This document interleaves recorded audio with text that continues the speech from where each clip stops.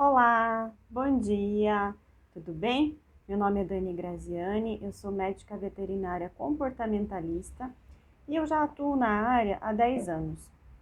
Hoje eu quero falar sobre um assunto que, devido à pandemia, teve um aumento bem significativo nos casos, tá? Da minha rotina. E por isso, eu já escrevi a respeito, tem texto no meu site a respeito, mas hoje eu vou falar um pouquinho, vou fazer um vídeo a respeito desse assunto, tá? Que é a ansiedade de separação.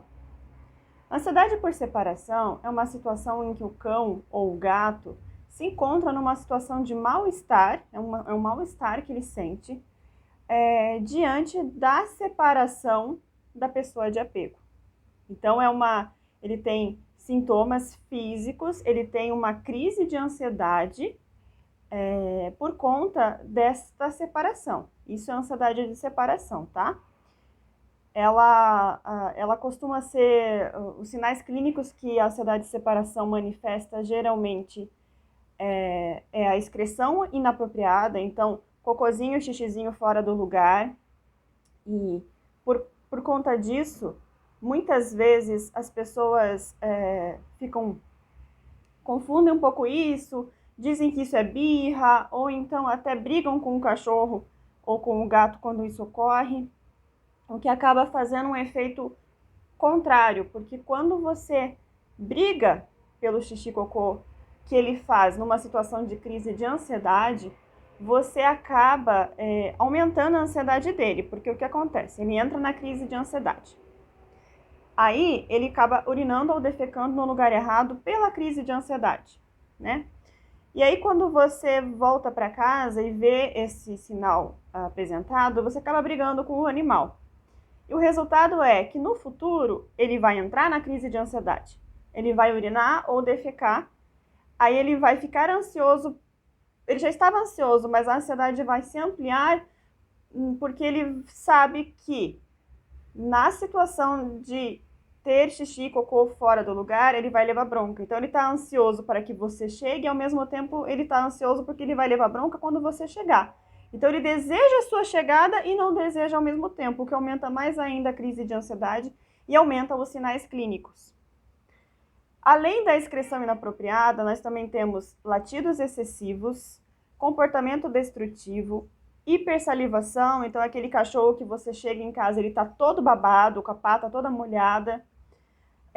Automutilação, que pode ser se lamber ou pode ser ficar arranhando a porta até se machucar de fato. Você vai ver que vai aparecer feridas na pata, a porta vai estar completamente descascada.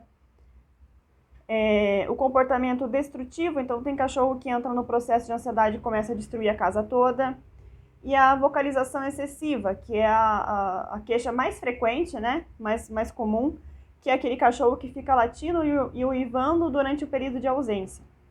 E aí os vizinhos acabam reclamando e você acaba descobrindo que teu cachorro não está bem.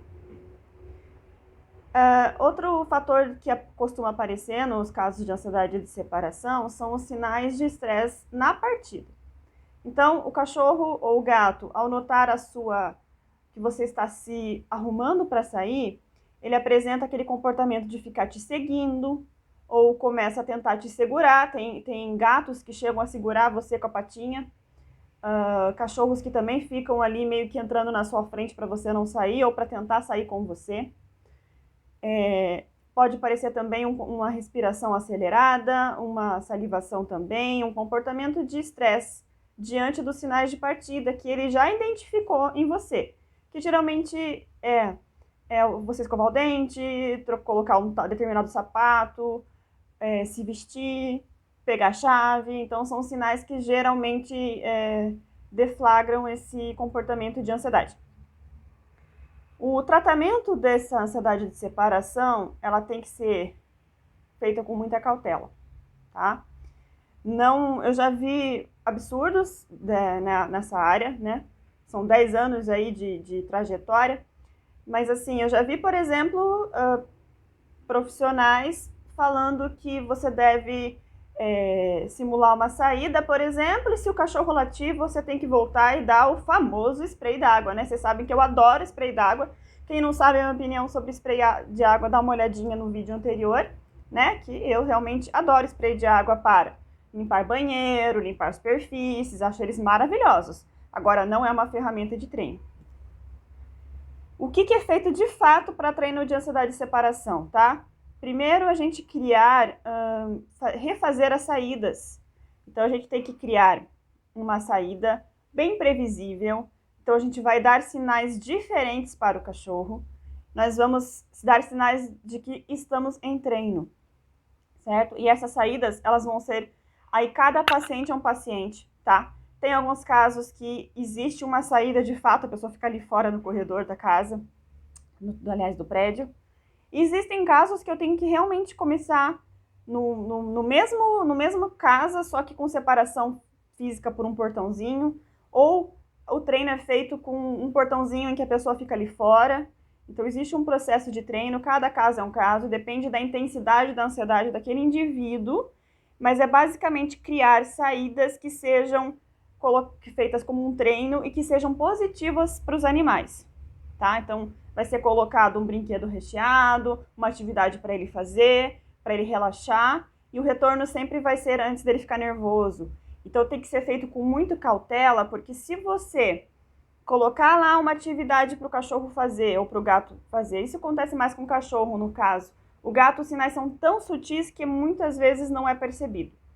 Vai colocar uma atividade para ele e você sair simplesmente, você vai começar aquela atividade que você colocou vai começar a ser um gatilho para a ansiedade futura, né? Ele vai ver aquele objeto e vai odiar aquele objeto, porque ele sabe que aquele objeto, assim como escovar o dente antes ou trocar de roupa, vai se tornar um aviso de que haverá uma saída e aí ele já vai entrar em crise de ansiedade antes até de você sair.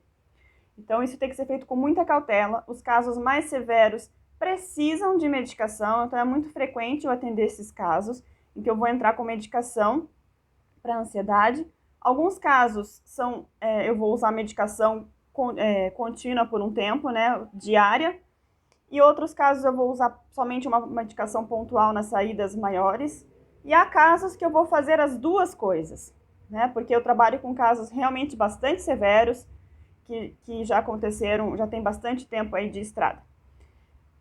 Os fatores de riscos principais são os cães resgatados. A pandemia também gerou muito cachorro ansioso, porque acabou que as pessoas pegaram animais nesse período, ou os cachorros até que já estavam nas casas, acabaram se acostumando com uma nova realidade, no qual o tutor ficava sempre em casa. De repente a pessoa começa a sair de volta e aí o cachorro não dá conta dessa mudança repentina. Então, a pandemia acabou gerando maiores casos de ansiedade de separação, e os resgatados, por serem resgatados, por já terem sido abandonados, por terem toda uma história difícil, eles também costumam ser mais predispostos a ter problema da ansiedade de separação, tá? Mas isso não é um problema, né? Porque a gente pode tratar e resolver o problema e esse cachorro pode ser muito feliz, certo? Então, hoje eu queria dar um recadinho aí para vocês sobre a ansiedade de separação. Se tiverem alguma dúvida, alguma coisa, deixa aí nos comentários que eu respondo, tá bom? Beijo e até o próximo vídeo.